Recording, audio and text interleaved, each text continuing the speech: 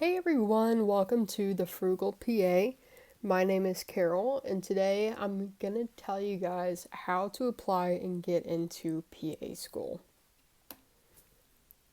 So, first thing that you want to do is decide, is PA the right choice for you? So, what is your story? What do you enjoy? Why do you want to be a PA? If you can't answer these questions, then you need to take a deep look into yourself and really kind of figure that out, because you don't want to start this process not knowing if this is really what you want to do. So, how do you become a PA? Well, first, you need to graduate high school, get you a diploma. Then you need to go and get a bachelor's degree, and it can really be in anything. You can get a degree in pretty much anything like basket weaving, Spanish, biology, chemistry. It really doesn't matter.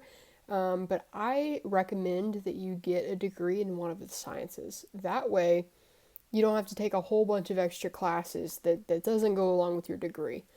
So, most schools also have a pre health advisor. Guys, go to them and meet with them every single semester. Every semester. They will keep you on track and you can talk to them, go to advice. If you're having trouble with a class, maybe they can even set you up with a tutor. Go to these advisors. Guys, whenever I was in undergrad, I think I had 6 different advisors. I double majored, so I had both a biology and a chemistry advisor. That's two. I had a pre health advisor. I also had a McNair Scholar advisor. McNair Scholar is somebody who does research intending to get a PhD, which I changed my mind after that. But very great experience. I also had, what else did I have? I had two other advisors. One was for, I was the president of an honor society, and then there was one more, SSS. I had an SSS advisor, which is Student Success Services advisor. So I think that's 6 different advisors, guys. So you can never have too many. And they all, each and every one of them helped me accomplish something throughout undergrad. Like, I would go to these people and each one of them would tell me something different, and that it would, everything that they said would be useful to me, guys. So go get advisors. Go talk to them every single semester, even if it's multiple times a semester. If you need them, go talk to them. That's what they're for. Also, go and join a club. Get involved, guys. I joined biology club, chemistry club, pre-health club. I was the president of the National Society of Collegiate Scholars on my campus. Guys, go get involved. Go do something. Don't just sit around. Don't just go to classes. Go do something. Go volunteer at a local clinic or a hospital. Get some patient care experience. You need to be hands-on touching somebody, guys. Also, get a job working in healthcare to get some of those clinical experience hours. A lot of schools require at least 500. Some schools don't require any. A lot of schools require at least 500. Some require more. Some require less. I think I've seen no hours required, 250 hours, 500. I think I've seen 1,000. I think I've even seen 2,000 hours required. It really depends on the school. Also, go and shadow a PA. If you don't know what a PA does, how can you say that you want to be a PA? Go shadow one if you can. I know that, with COVID, it's kind of hard to get that kind of thing lined up, but hopefully with these vaccines coming out, guys, we can start going to see and shadow some PAs once again. A lot of schools require a certain number of hours shadowing. I know for the incoming class of 2021, they kind of waived that because they knew a lot of people couldn't shadow a PA during COVID times. But if you can, if you have the opportunity, go shadow a PA. If you can't find one to go shadow, guess what? Go ask that pre-health advisor and maybe they can set you up. So, what classes should you be taking in college before applying to PA programs? Well, it kind of depends. So, this is a basic list of requirements, and then I have a few recommendations down below for you guys. But go ask your pre-health advisor, research schools, see what those schools require, and then make sure that you're taking those classes. But for the most part, most schools require general biology with lab, anatomy and physiology with lab, and that's like 8 credit hours, microbiology with lab, 4 credit hours, general chemistry 1 and 2 with lab, that's going to be 8 credit hours, and organic chemistry 1 with lab, that's 4 credit hours. I've also seen some schools require organic too, so make sure you're watching out for that. Also, a general psychology course or even a sociology course. Excuse me, and statistics, just a general statistics course. Don't take the one for nursing, that one won't count for you guys. Well, for my programs, it didn't. I would double check that. But for the most part, let's just stick with like a general statistics course. I also recommend, and a lot of schools require these, which is why I put them in the recommended list, because you never know what schools you're going to apply to early on when you're taking these courses probably. I know, like for me, I had all of these courses done before I decided I want to be a PA. So I actually had to go back after I graduated and take anatomy and physiology because that's the one class that I didn't take. But if you're even slightly considering being a PA, take these classes. I also recommend medical terminology. And it's also helpful if you can do that. You can take that course maybe even before you go and start a job in a healthcare setting. That way, like if you're scribing or doing whatever, like you'll already have a base knowledge of what they're talking about. And it'll be even cooler and you can understand what they're saying. Also an upper level psychology course, like abnormal psychology, for example. And upper level biology and chemistry. So like biochemistry, or upper level biology would be molecular biology or cell biology. So schools love to see those upper levels, and a lot of schools require them, so just watch out for that. So what else do you need to do to get into PA school and have everything that you need to be able to apply? Well, first you have to write a personal statement. And what that statement is going to cover is kind of your story of why you want to be a PA. So, did something happen to you? Was it a significant event that, kind of opened your eyes to like, wow, I really want to work in healthcare? So, for me, guys, somebody dropped dead right in front of me, and I did CPR for like an hour. But afterwards, I looked back and I was like, wow, I was really calm and focused. And during that awful moment, and I really felt like I made a difference. The person didn't survive, but for the family, it really makes a difference just trying to help. So that was my significant event that kind of sparked things. Also grew up watching House, like Dr. House on TV. Like I loved that show. And that kind of got me interested to begin with. And then that significant event happened in my life. And it was kind of a spark of like, yeah, I want to be in the medical field. This is what I want to do. Then I took a deeper look into myself and I researched different jobs. And, I was like, okay, what about an MD? What about a PA? What about a nurse practitioner? And I looked at the differences between each of those 3 jobs. What about a nurse? I looked at the difference between those jobs and I decided PA. So kind of research the different jobs, what are the differences, and kind of go from there. Also, you could have a couple of different advisors look over your statement to make sure, there's no writing errors, or just to make sure that it has a nice flow and that it makes sense. You don't want to just submit it, guys.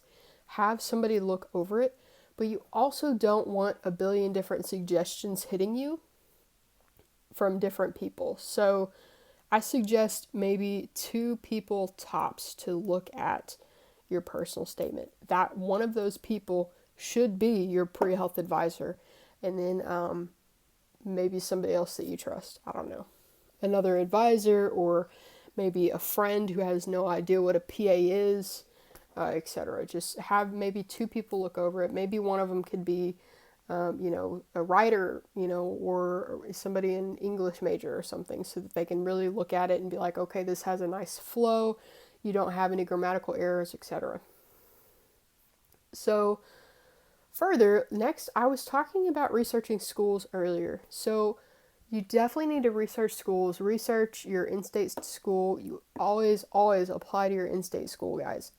If you want to go out of state, okay, but go ahead and give your in-state school a try, whichever is closest for you, because they're going to be way cheaper in tuition. So research whatever schools you're interested in. For me, I did my in-state school in surrounding states. I didn't look any further than that because I wanted to be within an 8-hour drive of family. So if I ever, and hopefully ever, have a spare moment, I could have driven up and seen family. Thankfully, I got into my in-school states, or my in-state school, so it's not really going to be an issue for me. But that was just kind of how I looked at it. If you want to be within, a day's drive or a day plane ride or whatever, just take those into consideration.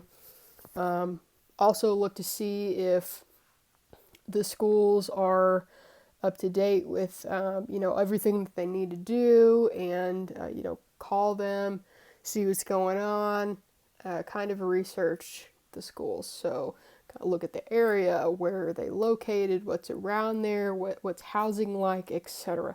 Look at all of that stuff when you're looking at applying to schools.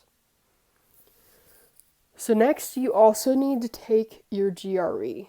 So I recommend you take it during the senior year.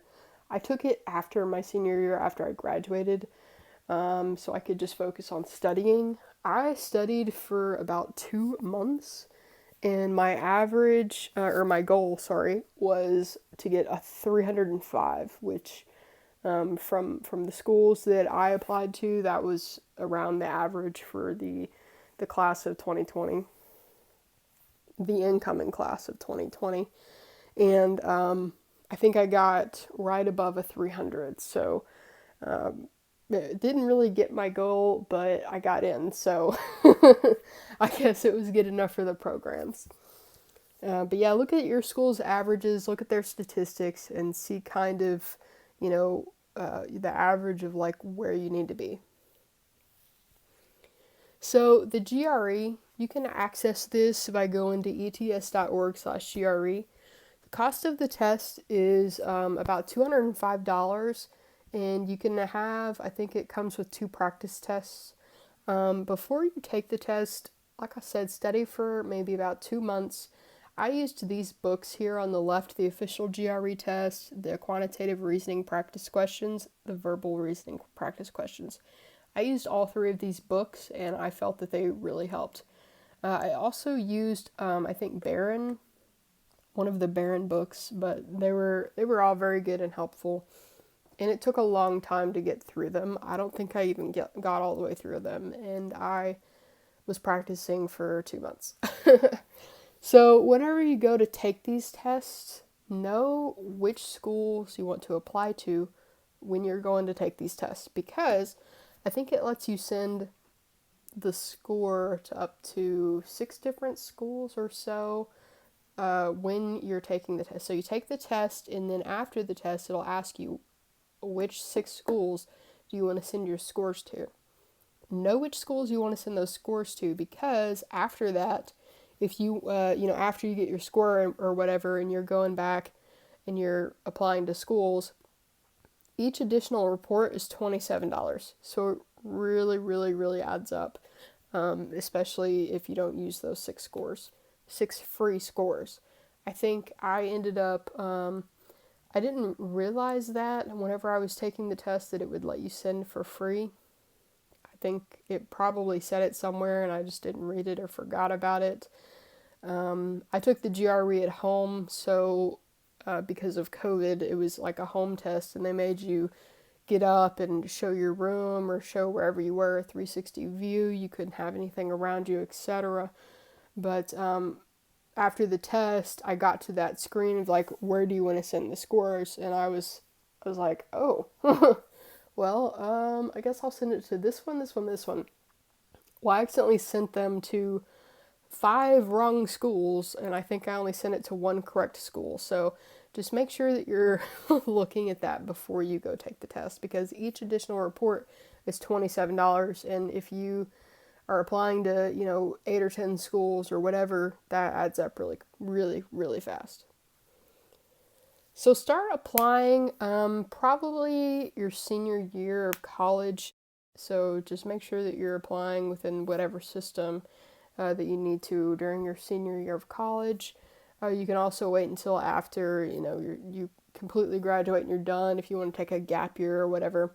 Just make sure you're doing something significant during that gap year, like getting clinical experience or shadowing or whatever. Most applications are due between like July and November. It kind of depends on the school.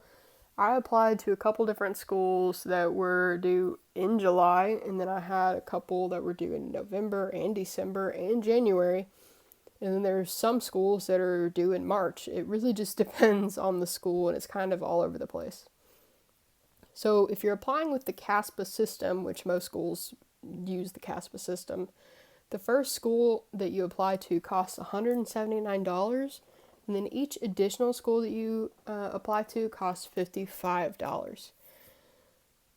That can add up very quickly, guys. I think I applied to about 6 or 7 schools, and my average cost was about $500.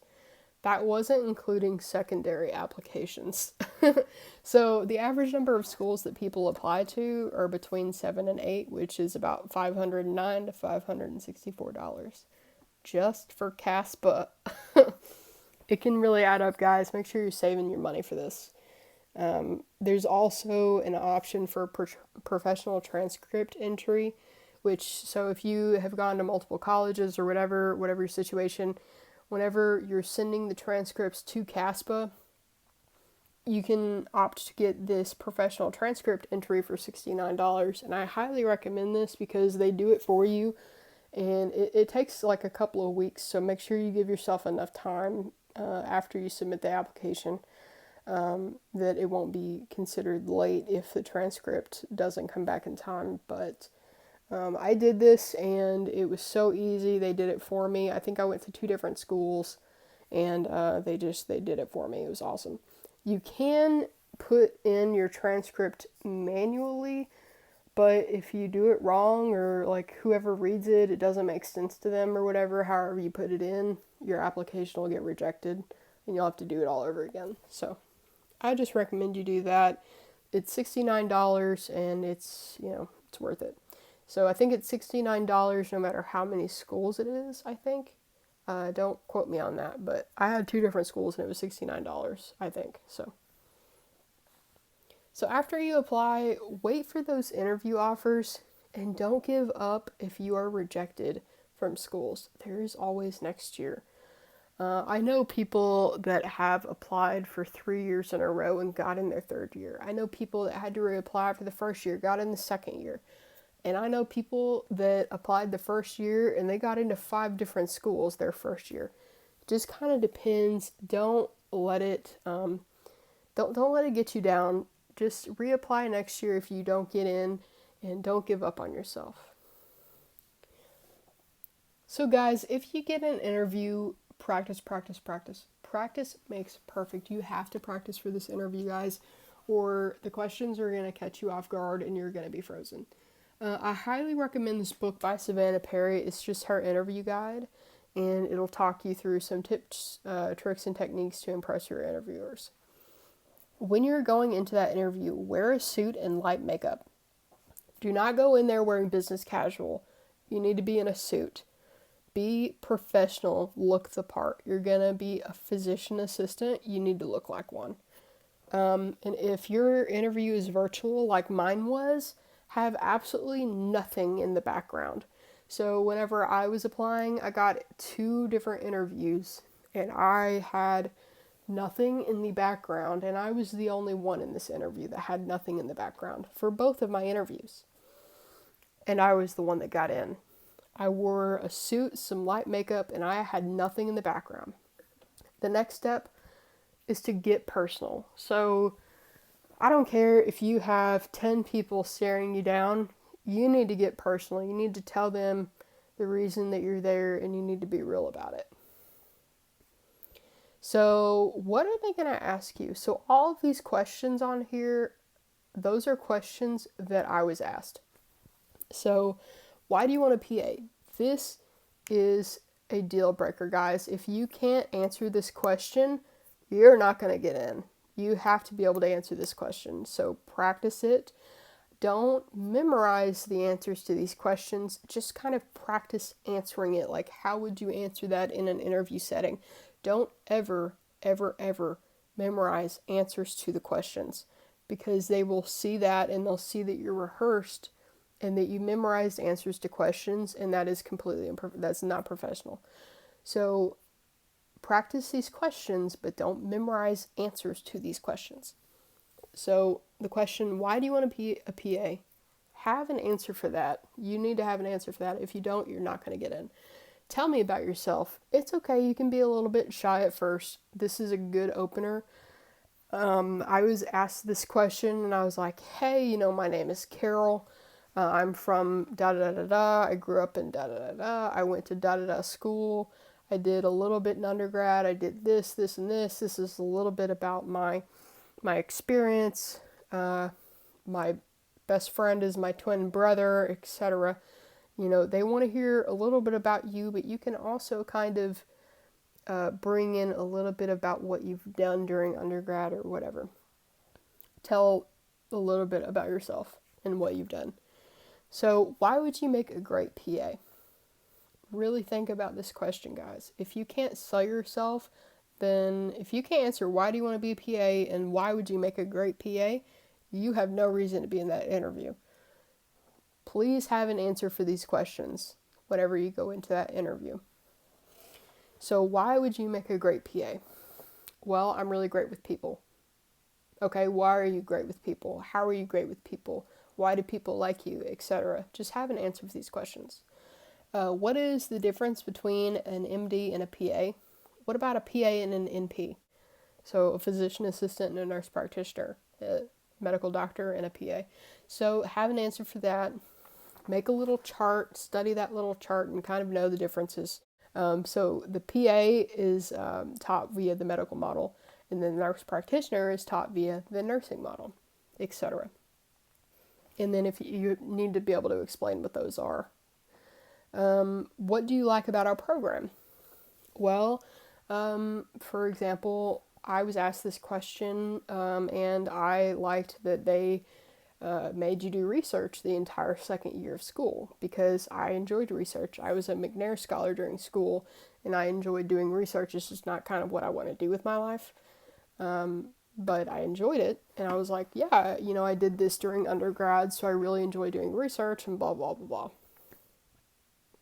So tell me about the weaknesses in your application. Well, weaknesses in my application is, I didn't do all that great in organic chemistry the first time around.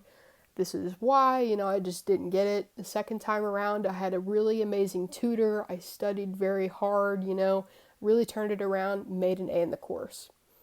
Another weakness, my GRE wasn't exactly where I wanted it to be. It was below my goal, but if I didn't get in, I would retake it. I would study for another 2 months and I would retake it. And I wouldn't come back until I reached that goal, etc. So tell me about the strengths of your application. Well, I have some very unique patient experience. I worked for a quadriplegic spinal cord rehab physician. I did her bowel program. I did this, I did that. I typed her notes for her. Whenever we were rounding in the hospital, I performed her physical exams for her on the patients. I was able to ask them questions. I could, do some strength testing, etc. I ordered labs and imaging, etc. Basically, I lived the life of a physician. I know that here we're talking about getting into PA school, but it was still a very, very unique patient care experience. So that's what I talked about. Also talked about how I have a very strong GPA and, etc. I had I think I have over 3,000 patient care hours. And then I've also volunteered a lot. I did this, I did that, etc.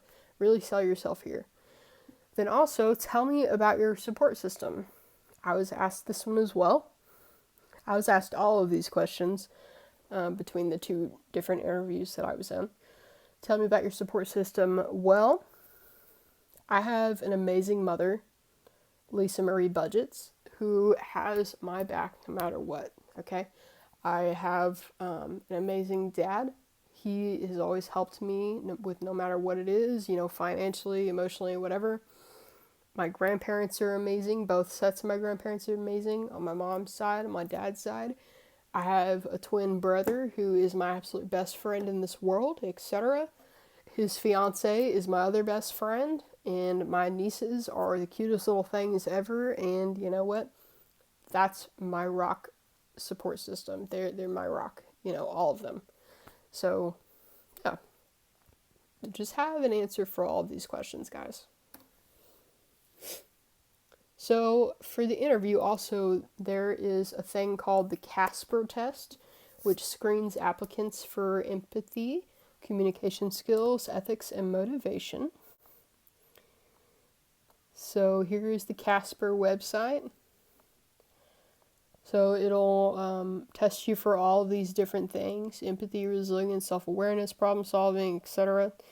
I think it costs some money. Hang on. Yeah, it costs about $25. There's also SortSmart, which is motivation-based applicant screening. I don't know how much this one costs because the program that I applied to, they paid for this. But here's that website.